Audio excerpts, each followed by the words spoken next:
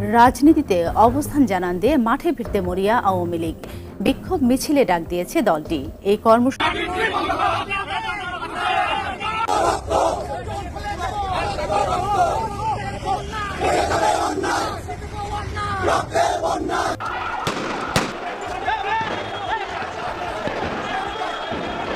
পাঁচই আগস্টের পর দেশের রাজনীতি থেকে ছিটকে যাওয়া আওয়ামী লীগ আবারও দেশের রাজনীতিতে ফিরতে চায়।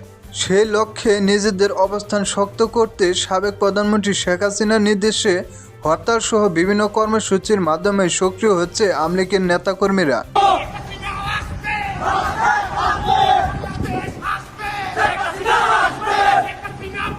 সামাজিক যোগাযোগ মাধ্যমে আওয়ামী লীগের কেন্দ্রীয় নেতাদের বক্তব্য ও বিভিন্ন সূত্রে জানা যায়, ডক্টর ইউনূসের পদত্যাগের দাবিতে সাংগঠনিক কার্যক্রমে পরিবর্তন এনে খুব শীঘ্রই আরও জোরালো আন্দোলন গড়ে তোলা হবে।